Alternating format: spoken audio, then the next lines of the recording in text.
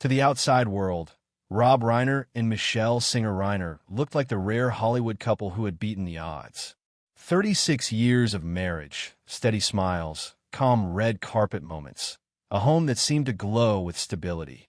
The kind of love story people cling to because it reassures them that fame does not always destroy what it touches. But in Rob Reiner's final televised conversation, the version of that marriage the public thought it knew began to fracture. Not with scandal, not with a shocking accusation, but with something colder and more unsettling. Honesty delivered like a final breath. He did not sit down to promote a project. He sat down, he said, because it was time to tell the truth. And the truth, in his voice, sounded less like a confession of wrongdoing and more like a confession of exhaustion. Behind the polished image, he described years of pressure that never made headlines.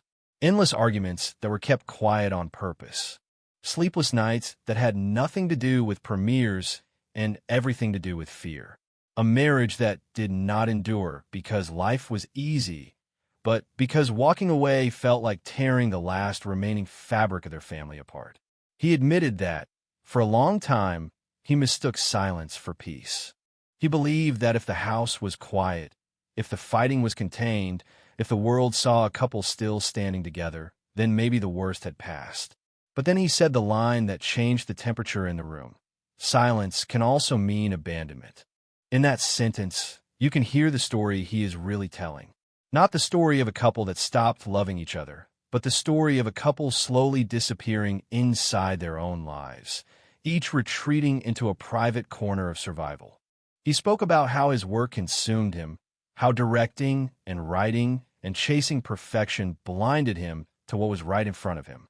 He described Michele drifting into distance and solitude, fading piece by piece, not because she wanted to punish him, but because the weight inside the home became too heavy to carry out loud.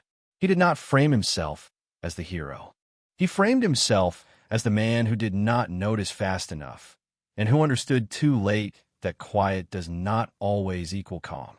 Then, as the conversation widened, the shadow at the center of their marriage came into view. The fear over their son Nick's addiction. Rob did not speak about it with anger. He spoke about it like a father who has lived inside denial until denial became a prison. He described the early signs he dismissed, the late nights, the requests for money that grew, the tense whispered disagreements behind closed doors. He admitted they were holding on for the children, even as the strain nearly collapsed the marriage. Their love became an anchor, he said, but the same anchor also dragged them into deeper exhaustion. And as Rob's voice trembled under the studio lights, what the world saw was not a legend protecting a legacy. It was a man worn down by years of quiet endurance, finally saying out loud what his family had spent decades trying not to name. As Rob Reiner continued speaking, it became clear that the truth he was revealing was not a single breaking point, but a long erosion that reshaped his marriage from the inside. He talked about love not as a dramatic force, but as something worn thin by repetition, responsibility, and fear.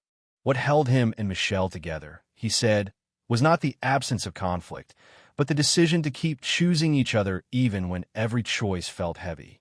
They stayed, not because the marriage was easy, but because leaving felt like admitting failure not just as partners, but as parents. Rob described how their relationship slowly transformed into a kind of quiet endurance. Days passed without resolution. Arguments ended without closure. Problems were postponed rather than solved. He believed that if they could just keep things from exploding, if they could maintain the appearance of stability, then somehow the family would survive. But that strategy demanded silence, and silence came with a cost neither of them fully understood at the time. Michele, he said, was not distant because she stopped caring. She was distant because caring hurt too much. She carried the weight of discipline, structure, and reality, while Rob carried the instinct to protect at all costs. In calmer times, those differences balanced each other. In crisis, they collided. Rob admitted that he often avoided confrontation, convincing himself that love meant shielding his children from consequences. Michele believed love also meant boundaries. Their disagreements were not loud battles. They were whispered debates in the kitchen at night, conversations that circled the same questions without answers. Each believed they were acting out of love, yet each felt increasingly unseen by the other.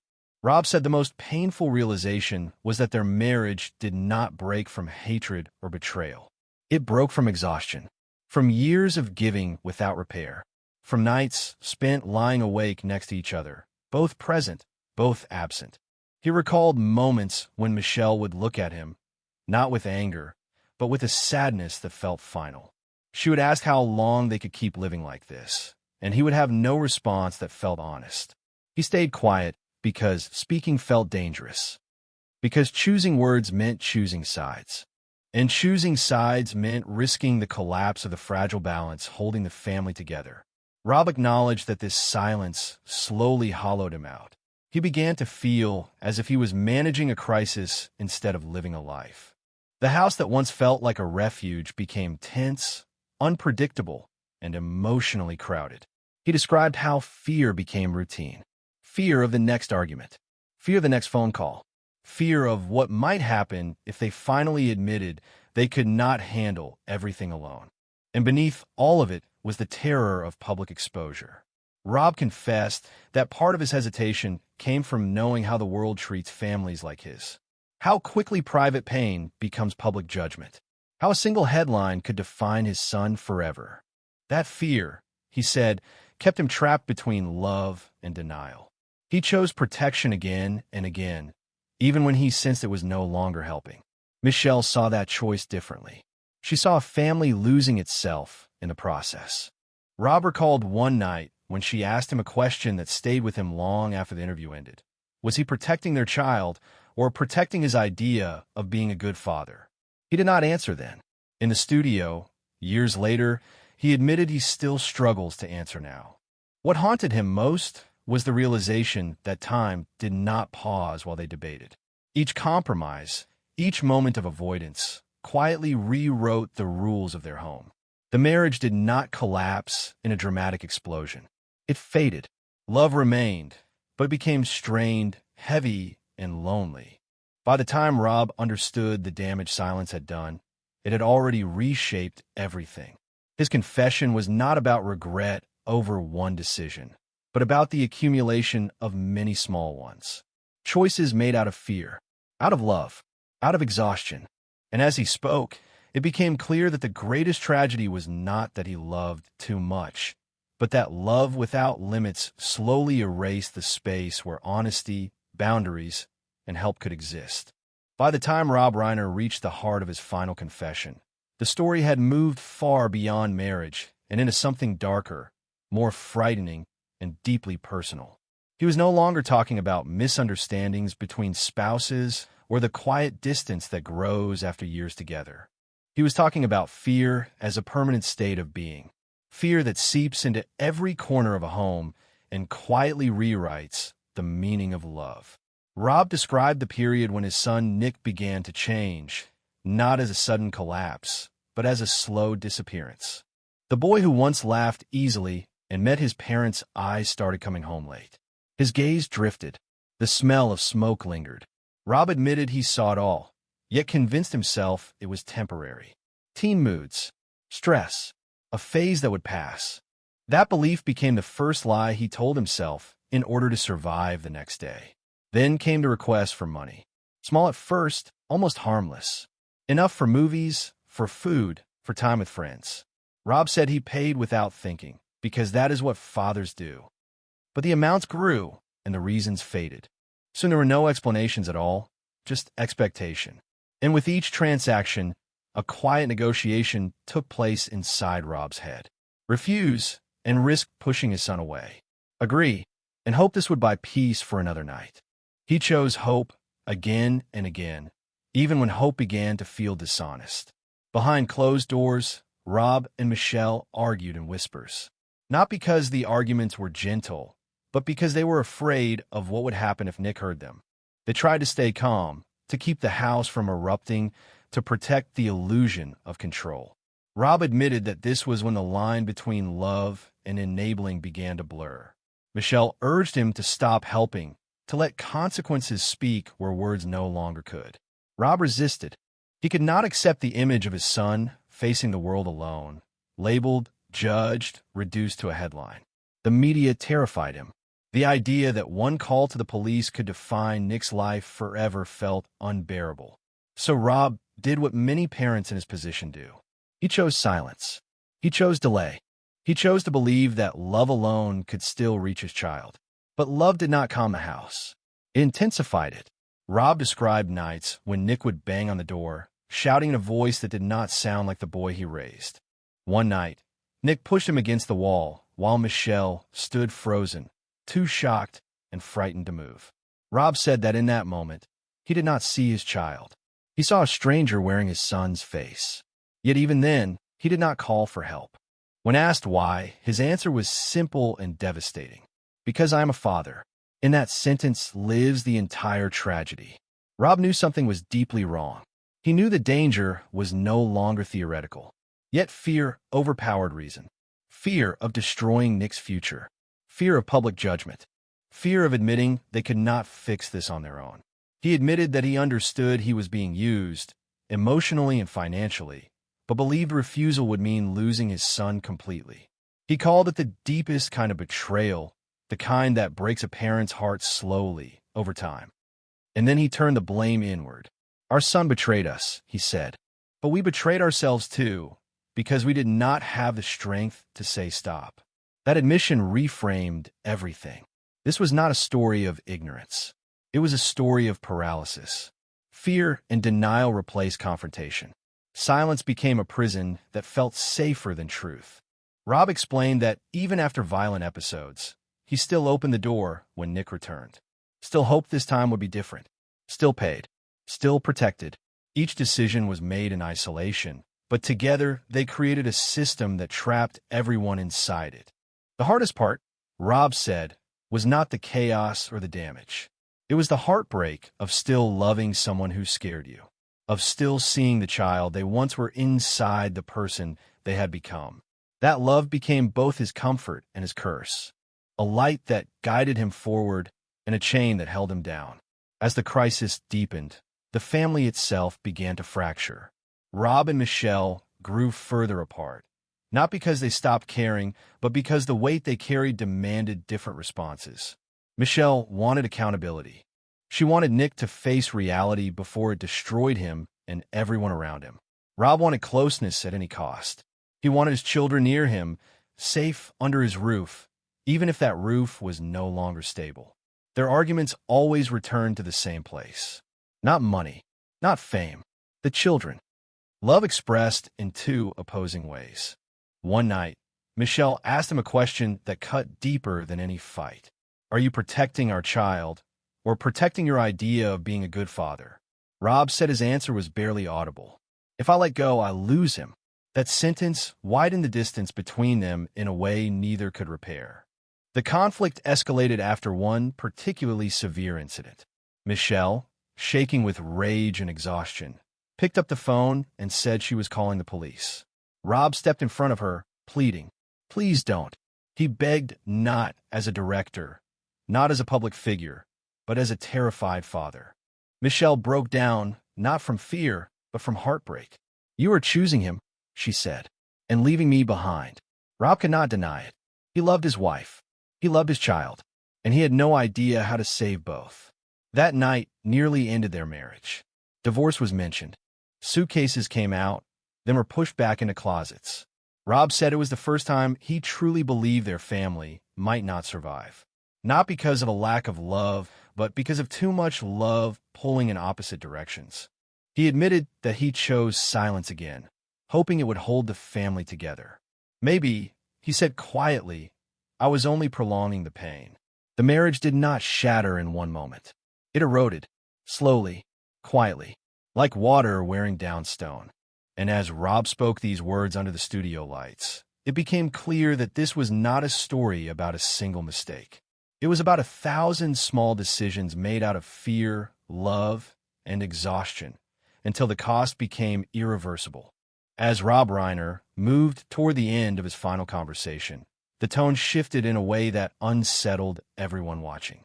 The words became slower, heavier, as if he was no longer explaining events, but weighing them for the first time without denial. He admitted that the greatest damage done to his family did not come from a single violent night or a single terrible decision. It came from time, from the way fear stretches across years and quietly reshapes what feels acceptable. He said he once believed endurance was strength, that staying silent, absorbing the blows, and continuing to provide meant he was holding his family together. Only later did he realize endurance can also become avoidance, and avoidance can rot a home from the inside. He described how the house grew quieter, not calmer. Dinners passed without conversation. Laughter faded into polite nods and long pauses.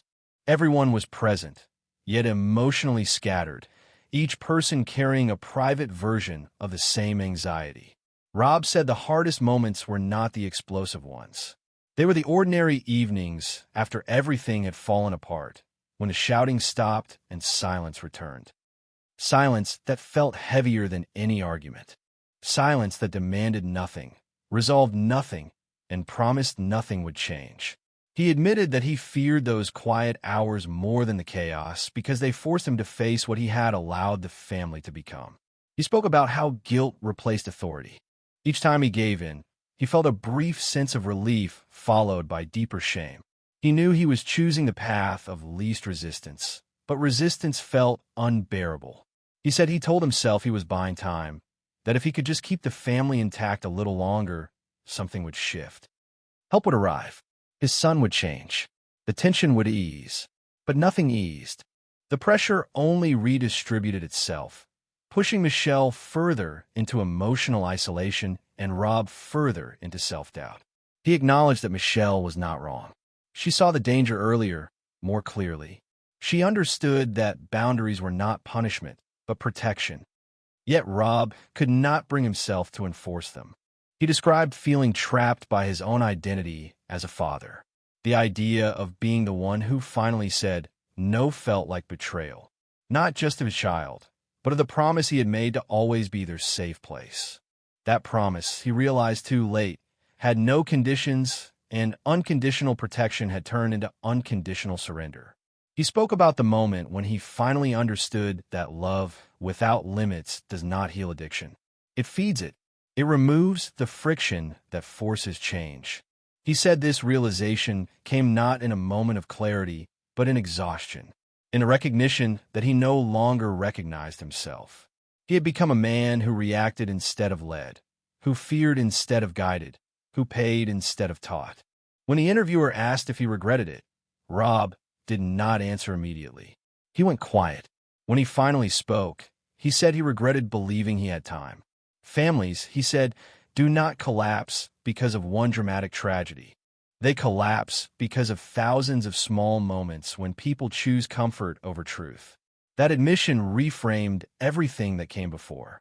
The story was not about one bad son or one broken marriage. It was about how fear can become a system that governs every decision. Rob then spoke about the image the public had of his family. He said people saw the smiles and assumed peace. He did not blame them. He said even he wanted to believe that image. It was easier than confronting the reality behind closed doors. But the illusion, he said, was the most dangerous part. It allowed everyone to pretend things were fine while the foundation was already cracking. He admitted that he stayed silent not only to protect his children, but to protect the story of who they were supposed to be. That story became a shield and a cage at the same time. As the interview drew to a close, Rob's voice softened further. He stopped speaking like a public figure and began speaking like a man addressing someone he loved. He spoke directly, as if Michele were watching.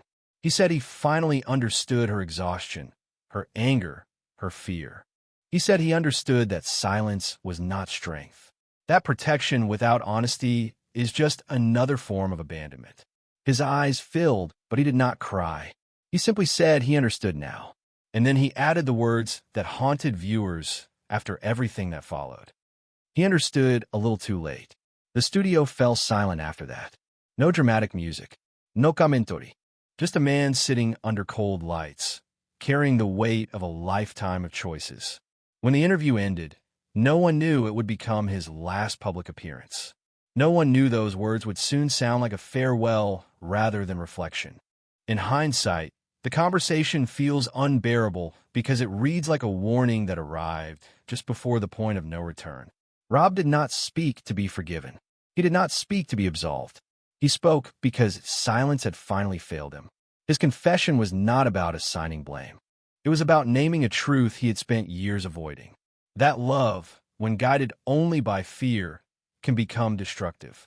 That protection without boundaries can erase the very people it seeks to save. And that sometimes the most dangerous thing a family can do is believe that staying quiet is the same as staying safe. The final layer of Rob Reiner's story does not sit in the violence that ended it, but in the aftermath that followed and the questions that refused to go quiet. After the interview aired, and especially after it was replayed following the tragedy, viewers did not react with shock alone. They reacted with recognition. Messages poured in from parents, spouses, siblings, people who had never lived under Hollywood lights but recognized the same patterns in their own homes. They spoke about silence used as a shield, about love that slowly turned into fear, about the belief that holding on a little longer would somehow prevent the worst from happening. Rob's confession did not feel theatrical. It felt instructional in the most painful way. It exposed how easily good intentions can become habits, and how habits can become cages. He had not framed himself as a victim, and that was what made his words resonate. He framed himself as someone who had loved deeply and still failed to stop what was coming. That honesty stripped the story of comfort. There was no clean lesson, no triumphant arc, only consequences. In the days after his death, commentators focused on the irony that a man who built a career exploring human vulnerability could still be trapped by it in his own life. But irony is too neat a word. What his final confession revealed was not hypocrisy, but humanity. He knew the language of stories, yet still struggled to rewrite his own.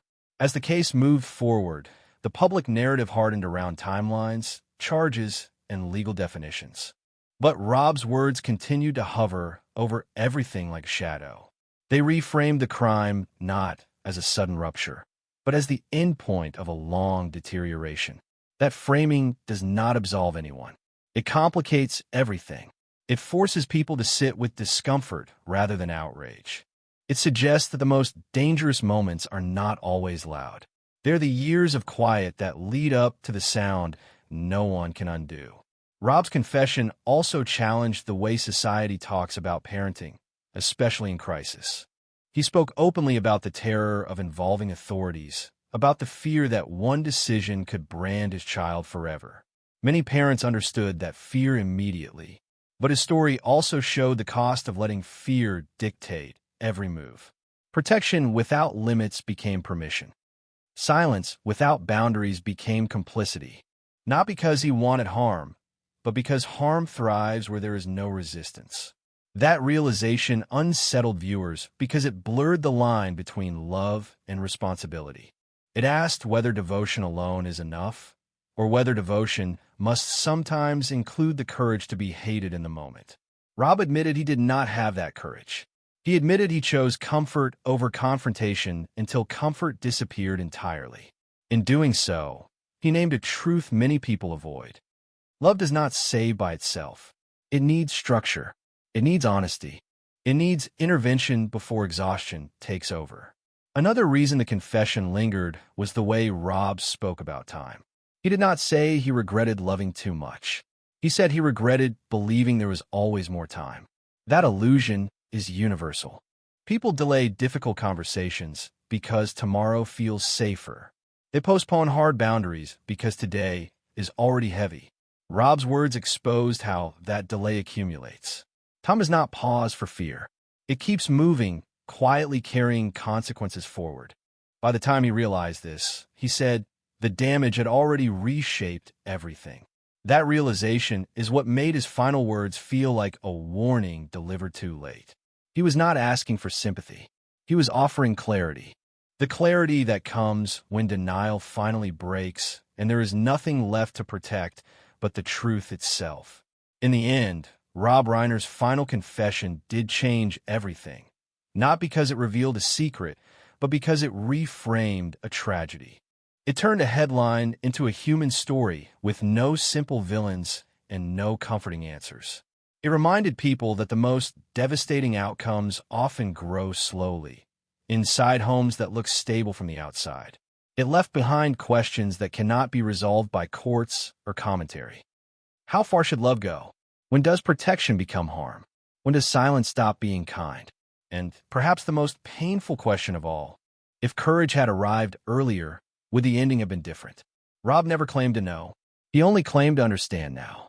And that understanding, shared in his final moments before the world watched everything collapse, became his last act as a storyteller. Not a story meant to entertain, but one meant to unsettle. One meant to force people to look at the quiet spaces in their own lives and ask whether silence is truly keeping them safe or simply waiting for something worse to speak in its place. In the final stretch of this story, what remains is not shock, but weight. By the time the public finished watching Rob Reiner's last confession, many realized they were not reacting to a celebrity tragedy at all. They were reacting to something uncomfortably familiar. The interview lingered because it stripped away distance. It showed that collapse does not always announce itself with chaos. Sometimes it arrives quietly, disguised as patience, loyalty, and love stretched too far. Rob's voice, worn and steady, carried the tone of someone who had already accepted that there would be no redemption arc. He was not asking to be understood. He was explaining how understanding came too late. In the weeks after his death, people replayed his words and noticed how little blame he placed on anyone else.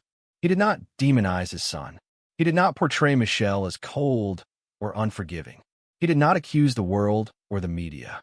Instead, he focused on choices. His own, small ones, repeated ones.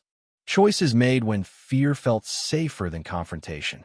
That restraint made the confession harder to escape because it removed the comfort of pointing at an obvious villain. The tragedy was not caused by a single moment of cruelty. It was shaped by years of avoidance.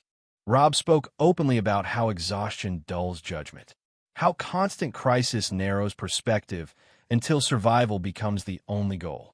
In that state, people stop asking what is right and start asking what hurts least today.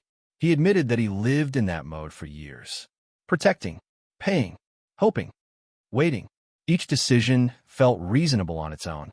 Together, they built a system where nothing changed. When viewers asked why no one intervened sooner, Rob's confession quietly answered them. Intervention requires clarity. Clarity requires admitting failure. And admitting failure felt, to him, like abandoning his child. That emotional logic may not be correct, but it is deeply human.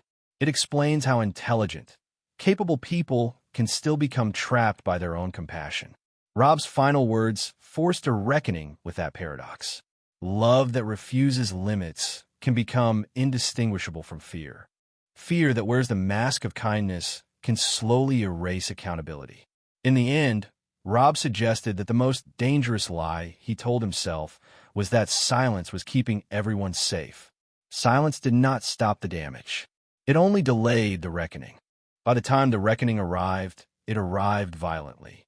That realization transformed the way people interpreted the tragedy.